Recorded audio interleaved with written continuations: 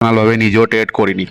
তো চলো একটা অ্যানালিসিস করা যাক। তো অ্যানালিসিস করার আগে তোমাদের সাথে শেয়ার করছি, আমি সকালে একটা ট্রেড নিয়েছিলাম, এখানে তোমরা দেখতে পাচ্ছ এটা আমার স্টপ লস দিয়ে দিয়েছে, এর উপরে স্টপ লস ছিল, ঠিক আছে, টার্গেট ছিল এই লো পর্যন্ত। এখানে যদি দেখো, এখানে আমি কেন ট্রেড নিয়েছিলাম সেটাও তোমাদের সাথে আমি এখন শেয়ার করছি। এখানে আমি এর জন্যই ট্রেড নিয়েছিলাম,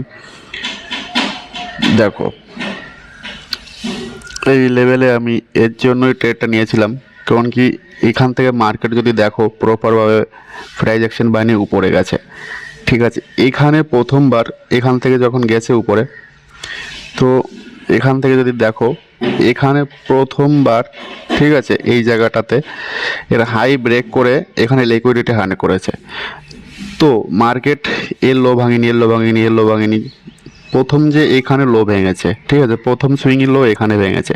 তো এখানে প্রথমত কথা, এখানে লিকুইডিটি হার্ন করে এসে প্রথম সুইং এখানে ভেঙে মার্কেট নিচে পড়েছে। তো আমার টার্গেটটা ছিল এখান থেকে আরও নিচে, কমসে কম এই লেভেল পর্যন্ত আমার এখানে আশা ছিল যে মার্কেট এখান থেকে এখানে টাচ করে এখান থেকে টাইম পাস করে আবার উপরে যেতে পারতো, কিন্তু মার্কেট এখানেই প্রপারভাবে টাইম পাস করে এখান থেকে বেরিয়ে গেছে। বেরিয়ে এই যে লেভেলটা, এই লেভেলের উপরে মার্কেট ঘোরাঘুরি করছে, ঠিক আছে। তো এখানে আমার স্টপ লস গেছে, আর এখানে ছিল আমার $10 স্টপ লস। তো যেহেতু স্টপ লস গেছে, ওটা বলে আর কোনো লাভ নেই। তো এখন দেখো এখন কি করতে পারে, এখন ডে ক্যান্ডেল দেখা যাক, 4 আওয়ার ক্যান্ডেল।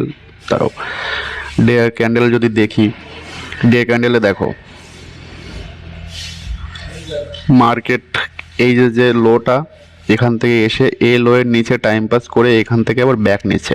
তো হতে পারে কি এর নিচে যে সেলার ছিল, এর নিচে যে বায়ার ছিল, তাদের স্টপ লস এখানে খেয়ে স্টপ লস হান্ড করে এখান থেকে মার্কেট আবার উপরের দিকে যেতে পারে, ঠিক আছে। তো কালকে যে ক্যান্ডেলটা বানিয়েছে, এখানে কালকের ক্যান্ডেলটা দেখো একটা গ্রিন ক্যান্ডেল বানিয়েছে, এখানে ডজি টাইপের পজ ক্যান্ডেল বানিয়ে সেই ক্যান্ডেলের হাই ভেঙে দিয়েছে, ঠিক আছে। তো মার্কেট হতে পারে এখান থেকে উপরে যেতে পারে, যদি যায় তো এই যে রেড ক্যান্ডেলটা, এই ক্যান্ডেলের হাই পর্যন্ত আমাদের টার্গেট থাকতে পারে।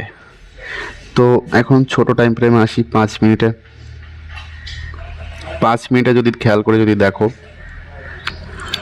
এখান থেকেই তো মার্কেটটা প্রপারভাবে এই যে লেভেলটা, মার্কেটটা এখান থেকে উপরে গেছে, ঠিক আছে। আর এই যে লেভেলটা, এই লেভেল থেকে মার্কেট বারবার রিটেস্ট করেছে।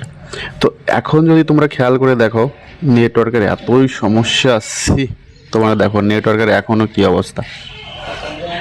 তো এখান থেকে যদি দেখো এই লাইনটা এখানে ব্রেক করেছে, ব্রেক করে এর উপরে যে টাইম পাস করছে, টাইম পাস করে এখান থেকে মার্কেট উপরে যেতে দিচ্ছে না, এখান থেকে উপরে যাওয়ার সময় মার্কেট বারবার এখান থেকে রিটেস্ট করছে, ঠিক আছে। এটা 5 মিনিটের ক্যান্ডেল, 1 মিনিটের ক্যান্ডেলে যদি আসো তাহলে বারবার এখান থেকে রিটেস্ট করছে।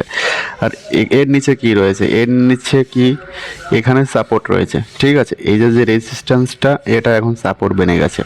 তো মার্কেট কি দেখছি, এখান থেকে প্রপারভাবে প্রাইস বানিয়ে উপরে গেছে। তো উপরে গিয়ে এখান থেকে যদি ব্রেকআউট দেয়, ব্রেকআউটে যদি টাইম পাস করে, তাহলে এখান থেকে ব্রেকআউট দিলে প্রপার ব্রেকআউট মেনে নিতে পারি। তো এখান থেকে মার্কেট প্রপারভাবে উপরের দিকে আমরা বাইংয়ের জন্য দেখতে পারি।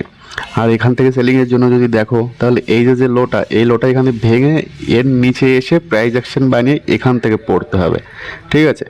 তো এখান থেকে পড়ে এই যে লো, এই যে লো প্রথমে এখানে টাচ করবে, তারপরে এখানে টাচ করবে। তো এখান থেকে এই যে বাইং, এই যে বাইং, যে কোনো সময় মার্কেট এখান থেকে ঘুরে উপর দিকে নিয়ে যেতে পারে।